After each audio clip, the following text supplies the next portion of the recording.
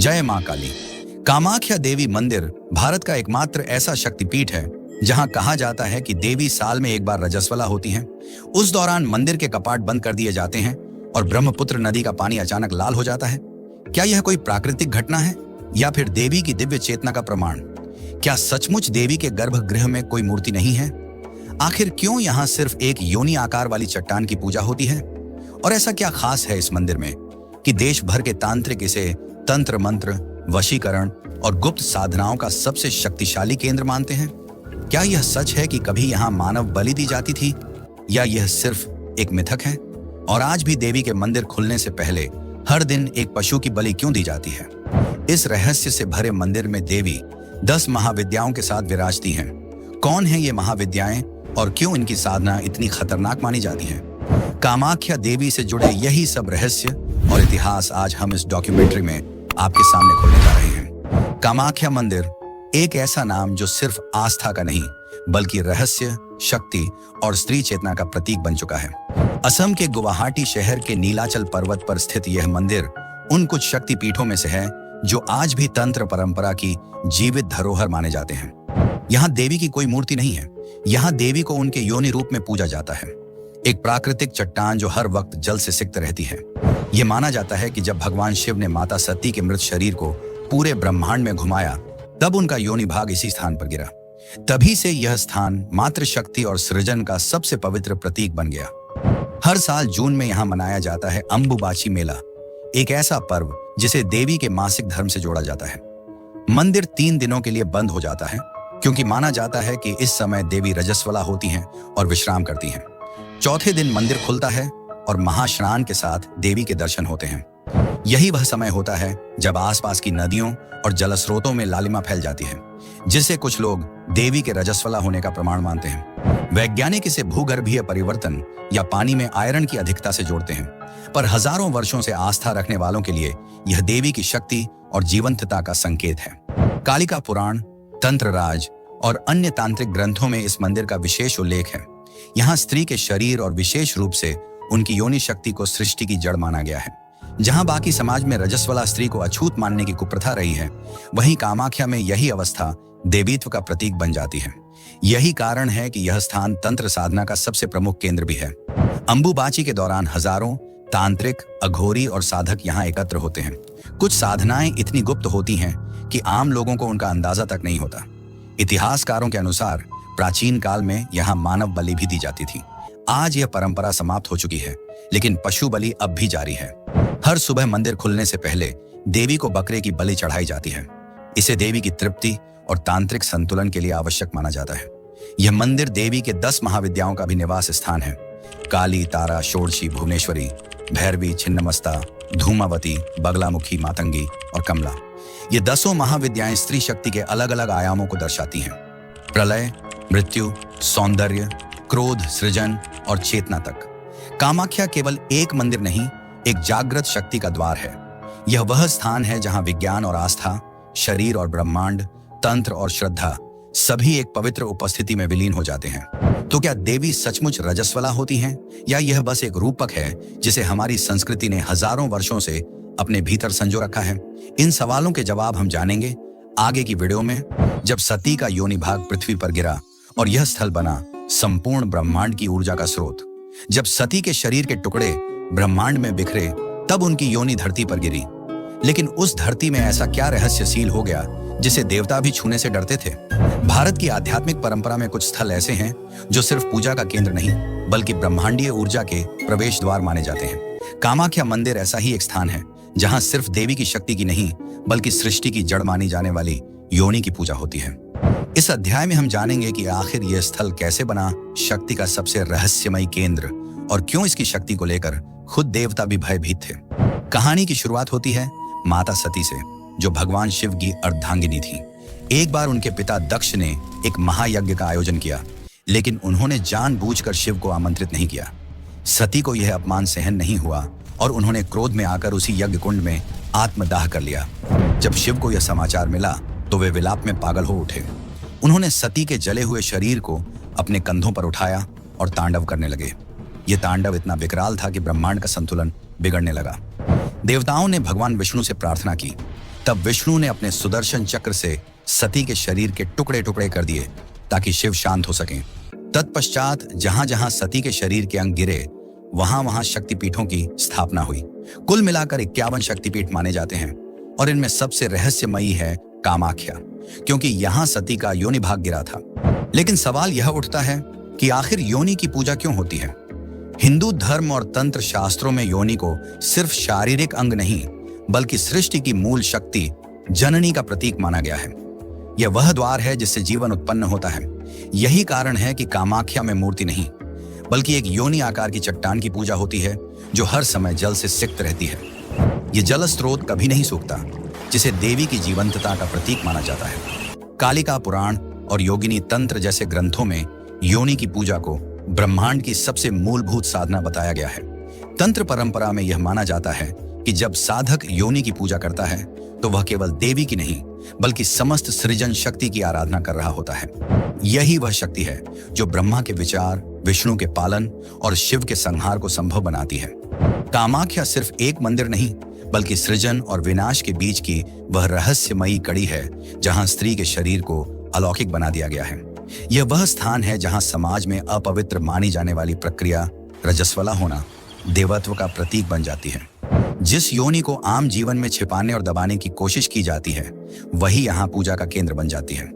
देवी सती की कथा न सिर्फ शिव के साथ उनके प्रेम और बलिदान की कहानी है बल्कि यह भी दिखाती है कि स्त्री की चेतना को जब अपमानित किया जाता है तो वह खुद ब्रह्मांड को हिला सकती है। शिव का तांडव इसी चेतावनी का प्रतीक था कि सृजन की शक्ति को कभी भी तिरस्कृत नहीं किया जा सकता। कामाख्या में स्थित योनि पीठ केवल एक पौराणिक स्थल नहीं बल्कि वह जीवंत प्रतीक है जो आज भी बताता है कि स्त्री सिर्फ पूज्य नहीं बल्कि ब्रह्मांडीय सत्ता की वाहक है। यहाँ आने वाला हर भक्त, चाहे वह आम व्यक्ति हो या तांत्रिक, उस शक्ति के सामने नतमस्तक होता है जो न तो केवल स्त्री है न ही केवल देवी, वह स्वयं प्रकृति की चेतना है। तो क्या वास्तव में यह स्थान वह केंद्र है जहां से ब्रह्मांडीय ऊर्जा का संचालन होता है? और क्यों इस शक्ति को जागृत करने के लिए तंत्र की ही आवश्यकता होती है? इन सवालों का उत्तर हम जानेंगे आगे की वीडियो में, जब हम बात करेंगे बलि की काली परंपरा की, जिसे देवी की तृप्ति और शक्ति संतुलन से जोड़ा जाता है। अगर आप माता के सच्चे भक्त हैं और अगर आपको ये वीडियो थोड़ी सी भी पसंद आई हो तो वीडियो को लाइक करके चैनल सब्सक्राइब जरूर कर लें और कमेंट में लिखें जय मां कामाख्या। रक्त और बलि, देवी की काली साधनाएं। क्या देवी को प्रसन्न करने के लिए कभी चढ़ा था मानव रक्त? क्या बलि केवल प्रतीक थी या एक रक्त पिपासु परंपरा? इस मंदिर की दीवारों ने वह चीखें सुनी हैं जिनका कोई इतिहास नहीं लिखा गया। कभी यहाँ मानव रक्त चढ़ाया जाता था। क्या यह सच है या सिर्फ भय पैदा करने वाला एक मिथक? कामाख्या मंदिर की शक्ति का रहस्य जितना प्रकट है उससे कहीं अधिक वह छिपा हुआ है। यह सिर्फ एक शक्तिपीठ नहीं बल्कि तंत्र साधनाओं का वह केंद्र है जहां श्रद्धा और भय एक साथ सांस लेते हैं। इस मंदिर की परंपराओं में एक ऐसा तत्व है जो सदियों से लोगों को आकर्षित भी करता है और भयभीत भी, बलि। आज भी हर सुबह मंदिर के पट खुलने से पहले एक बकरे की बलि दी जाती है। इसे देवी की प्रसन्नता और तांत्रिक संतुलन बनाए रखने का आवश्यक हिस्सा माना जाता है। लेकिन यही परंपरा एक बड़े और रहस्यमयी सवाल को जन्म देती है। क्या वास्तव में इस मंदिर में मानव बलि दी जाती थी? इतिहास और जनश्रुतियों के अनुसार कामाख्या मंदिर में कभी ऐसे यज्ञ होते थे जिनमें मानवों की बलि दी जाती थी। यह सुनते ही आधुनिक चेतना इसे अस्वीकार कर देती है, लेकिन प्राचीन तांत्रिक ग्रंथों और लोक कथाओं में इसके कई संकेत मिलते हैं।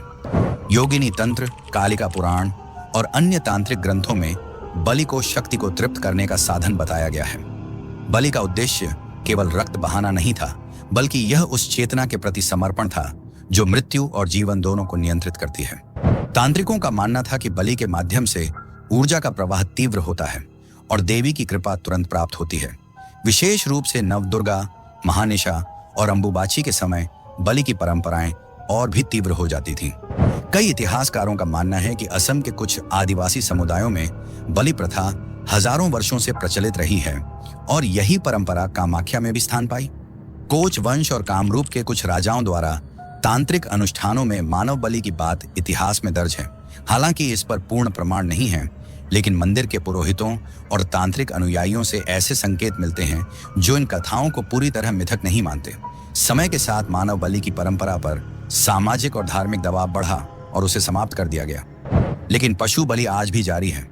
मंदिर प्रशासन यह मानता है कि बलि कोई हिंसा नहीं, बल्कि एक पुरातन परंपरा है जिसे देवी की तृप्ति के लिए आवश्यक माना जाता है।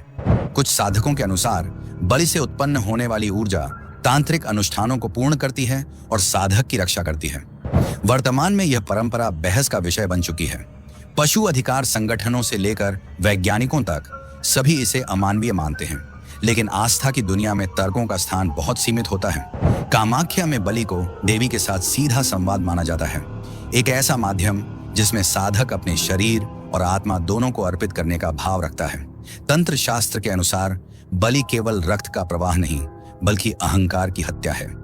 जो चढ़ाया जाता है वह केवल शरीर नहीं होता, वह साधक का भय, मोह, लोभ और अज्ञान होता है। इस प्रक्रिया को विज्ञान भैरव तंत्र में भीतरी यज्ञ कहा गया है। लेकिन जब इसी प्रतीकात्मकता को बाहरी रूप में अपनाया गया, तब वह भय का रूप बन गई। और शायद यही वह कारण है कि कामाख्या मंदिर की शक्ति को लेकर अनेक मिथक, रहस्य और आशंकाएं जन्म लेती हैं। कामाख्या में बलि एक काली साधना का हिस्सा है, जहां देवी केवल करुणामयी नहीं, बल्कि भयावह, प्रचंड और चेतना को नष्ट कर पुनः निर्माण करने वाली शक्ति बन जाती है। तो क्या वास्तव में कामाख्या में कभी मानव बलि दी जाती थी, या यह तंत्र के रहस्यों को आम जनमानस से दूर रखने का एक रूपक था? इन सवालों की गहराई में जाने से पहले हमें समझना होगा उस शक्ति को जो इस मंदिर को तंत्र साधना का सबसे प्रमुख केंद्र बनाती है। तंत्र, शक्ति और निषिद्ध उपासना। जब रात की निस्तब्धता में तांत्रिक मंत्र गूंजते हैं और रेखाओं से रक्त के चक्र बनाए जाते हैं, तब कौन सी देवी उतरती है इस मंदिर में जिसे आम नजरें देख नहीं सकती? आइए जानते हैं। कामाख्या मंदिर सिर्फ एक धार्मिक स्थल नहीं, बल्कि एक जागृत तांत्रिक क्षेत्र है। यह वह स्थान है जहां आध्यात्म और शक्ति का ऐसा संयोग होता है जिसे न कोई पूरी तरह समझ पाया है और न ही कोई भुला सका है। यहाँ की साधनाएं परंपरागत पूजा पद्धतियों से बिल्कुल अलग हैं। यहाँ पूजा भाव से नहीं, शक्ति से होती है। यही कारण है कि कामाख्या को तंत्र की राजधानी कहा जाता है। भारत के जितने भी प्रमुख तांत्रिक स्थल हैं, उनमें कामाख्या सर्वोच्च स्थान पर है। यहाँ हर साल अंबुबाची मेला के दौरान हजारों तांत्रिक, अघोरी, सिद्ध और साधक एकत्र होते हैं। ये साधक साधारण भक्त नहीं होते, ये वो होते हैं जो आत्मा को तपाकर शक्ति की सीमा को पार करना चाहते हैं। कामाख्या मंदिर को 10 महाविद्याओं का निवास भी कहा जाता है। ये 10 महाविद्याएं हैं: काली, तारा, षोडशी, भुवनेश्वरी, भैरवी, छिन्नमस्ता, धूमावती, बगलामुखी, मातंगी और कमला। हर महाविद्या देवी के किसी विशेष रूप और शक्ति को दर्शाती है। कहीं संहार है, कहीं सृजन, कहीं सौंदर्य है, तो कहीं मृत्यु की चेतना। इन महाविद्याओं की साधना आसान नहीं मानी जाती। कहा जाता है कि ये गुप्त और निषिद्ध साधनाएं हैं। एक साधक को महीनों तक कठोर तप, मौन, ब्रह्मचर्य और तांत्रिक नियमों का पालन करना होता है। विशेषकर छिन्नमस्ता और धूमावती जैसी महाविद्याओं की साधना अत्यंत भयावह और मानसिक रूप से चुनौतीपूर्ण मानी जाती है। कामाख्या में की जाने वाली तांत्रिक उपासनाएं केवल शक्ति की प्राप्ति के लिए नहीं होती, बल्कि ब्रह्मांड की ऊर्जा को नियंत्रित करने के प्रयास होती हैं। तंत्र राज, महानिर्वाण तंत्र और कामाख्या तंत्र जैसे ग्रंथों में वर्णन है कि साधक देवी की कृपा से न केवल आत्मज्ञान प्राप्त करता है, बल्कि इच्छाओं को वश में करने, रोगों को हरने और मृत्यु लोक के नियमों से परे जाने की क्षमता भी प्राप्त कर सकता है। यही कारण है कि यहाँ की साधनाएं अक्सर गुप्त रखी जाती हैं। कहा जाता है कि कुछ साधनाएं रात के अंधकार में ही की जाती हैं, जहां मंत्रोच्चार, अग्नि, रक्त और यंत्र एक साथ मिलते हैं। यह सब एक आम भक्त के लिए रहस्यमय होता है, लेकिन एक साधक के लिए यह आत्मिक पुनर्जन्म होता है। कामाख्या में तंत्र और भक्ति का एक अनोखा संगम देखने को मिलता है, जहां एक ओर भक्त देवी के सामने फूल, फल और प्रसाद अर्पित करते हैं, वहीं दूसरी ओर साधक रक्त, अस्थि और मंत्रों से देवी को जागृत करते हैं। यह द्वैत इस मंदिर को श्रद्धा और शक्ति दोनों का केंद्र बना देता है। वेदों में जहां यज्ञ और देवताओं की पूजा प्रधान मानी गई, वहीं तंत्र शास्त्रों में शक्ति की जागृति और साक्षात्कार ही अंतिम लक्ष्य माना गया। तांत्रिक उपासना में देवी को केवल माता नहीं, बल्कि सत्ता का स्रोत माना गया है, और यही दर्शन कामाख्या को सबसे अनोखा बनाता है। तांत्रिक परंपरा में कामाख्या को काम रूपा भी कहा जाता है, यानी वह जो हर रूप ले सकती है और इच्छा के अनुसार सृष्टि को गढ़ सकती है। इसीलिए तंत्र में कहा गया है, यत्र नार्यस्तु पूज्यन्ते रमन्ते तत्र देवता। लेकिन कामाख्या इस वाक्य को और भी आगे ले जाती है। यहाँ स्त्री केवल पूज्य नहीं, स्वयं देवी है। तो क्या तांत्रिकों द्वारा की जाने वाली गुप्त साधनाएं आज भी जारी हैं? क्या वास्तव में यहाँ वो रहस्यमयी साधनाएं होती हैं जिनकी चर्चा भी वर्जित मानी जाती है? इन सवालों की जड़ें हमें ले जाएंगी उस राजनीति और शक्ति के खेल की ओर जो कभी राजाओं और तांत्रिकों के बीच इस मंदिर की चार दीवारी में खेला गया था। क्यों दूर दूर के सम्राटों ने इस मंदिर के आगे शीश झुकाया, और क्या आज भी देवी की शक्ति देश की राजनीति को प्रभावित करती है? कामाख्या मंदिर की रहस्यमयी शक्ति केवल अध्यात्म तक सीमित नहीं रही है। यह मंदिर सदियों से राजनीति, सत्ता और साम्राज्य के केंद्र में रहा है। इतिहास इस बात का साक्षी है कि अनेक राजाओं और शासकों ने इस मंदिर के प्रति न केवल श्रद्धा दिखाई, बल्कि उसे अपने शासन की आधारशिला भी बनाया। सबसे प्रमुख नाम आता है कोच वंश का। 16वीं शताब्दी में कोच राजवंश के राजा नर नारायण और उनके सेनापति तथा भाई शिव नारायण महामंत्री चिलाराय ने कामाख्या मंदिर का पुनर्निर्माण करवाया। यह वही समय था जब मुगलों का प्रभाव भारत के पूर्वी भागों में बढ़ रहा था। ऐसे समय में नर नारायण ने तांत्रिकों के सहयोग से शक्ति साधना को अपनाया, ताकि राजसत्ता को दिव्यता और भय दोनों के माध्यम से मजबूती दी जा सके। कामाख्या उनके लिए केवल एक मंदिर नहीं, बल्कि राज तिलक स्थल बन गया। कहा जाता है कि किसी भी राजा का राज्याभिषेक तब तक पूर्ण नहीं माना जाता था जब तक वह कामाख्या देवी की शरण में जाकर उनका आशीर्वाद न ले। यह देवी केवल रक्षक नहीं थी, बल्कि सत्ता की वैधता की प्रतीक भी बन चुकी थी। इतिहासकारों के अनुसार कामाख्या मंदिर कई वर्षों तक राजनैतिक गठजोड़ और युद्ध की रणनीतियों का केंद्र रहा। तांत्रिकों और अघोरियों की भूमिका केवल धार्मिक नहीं थी, वे कभी कभी शासकों के रणनीतिक सलाहकार भी हुआ करते थे। कुछ पुराने ग्रंथों और दस्तावेजों में उल्लेख मिलता है कि गुप्त तांत्रिक यज्ञों के माध्यम से दुश्मनों को पराजित करने की नीतियां बनाई जाती थीं। कामाख्या की शक्ति को न केवल हिंदू राजाओं ने पहचाना, बल्कि कई मुस्लिम शासक भले ही प्रत्यक्ष रूप से मंदिर में प्रवेश न करते हों, लेकिन उन्होंने भी इस शक्ति का सम्मान किया। इसके प्रमाण में मंदिर परिसर के पास मिले कुछ फारसी अभिलेख हैं, जो यह संकेत देते हैं कि यहाँ राजनीतिक वार्ताएं तक हुई। आधुनिक युग में भी कामाख्या का प्रभाव कम नहीं हुआ है। आज जब भी असम या पूर्वोत्तर भारत में कोई बड़ा धार्मिक या राजनीतिक आयोजन होता है, कामाख्या मंदिर का उल्लेख या यात्रा अनिवार्य मानी जाती है। अनेक नेता, अभिनेता और व्यवसायी यहाँ गुपचुप साधनाएं कराने आते हैं। एक और रोचक तथ्य यह है कि अंबुबाची मेले के दौरान कई राजनीतिक दलों के प्रतिनिधि मंदिर में विशेष पूजा करवाते हैं। यह केवल आस्था नहीं, बल्कि सार्वजनिक प्रभाव और जनमानस को साधने का प्रयास भी माना जाता है। कामाख्या मंदिर अब सांस्कृतिक कूटनीति, कल्चरल डिप्लोमेसी का भी एक माध्यम बन चुका है। भारत सरकार ने इसे आधिकारिक रूप से स्पिरिचुअल टूरिज्म सर्किट में शामिल किया है। विदेशी पर्यटक यहाँ देवी की पूजा से ज्यादा आकर्षित होते हैं उसके पीछे छिपी स्त्री शक्ति, तंत्र साधना और दर्शन से। कामाख्या अब केवल एक मंदिर नहीं, बल्कि भारत की आध्यात्मिक विविधता और गूढ़ संस्कृति का प्रतीक बन चुका है। देवी के प्रति श्रद्धा, भक्ति और भय, तीनों भावों ने इस मंदिर को एक द्वंद्वमय सत्ता का प्रतीक बना दिया है। यहाँ शक्ति और करुणा, सृजन और संहार, भक्ति और तंत्र सभी एक साथ उपस्थित हैं। तो सवाल यह है कि क्या कामाख्या केवल एक पौराणिक स्थल है, या फिर यह आज भी वह सक्रिय ऊर्जा केंद्र है जो न केवल आत्मा को बल्कि राजसत्ता और जनमानस को भी नियंत्रित करने में सक्षम है।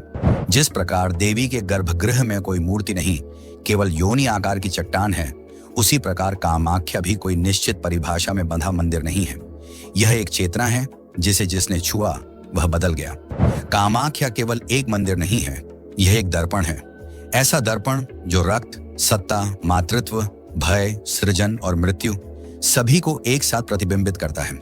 अगर आपको यह वीडियो पसंद आई तो इस वीडियो को लाइक करें, शेयर करें और चैनल को सब्सक्राइब करना ना भूलें, ताकि हम आपके लिए और भी ऐसे रहस्यमयी और रोमांचक वीडियो लाते रहें। जय मां काली।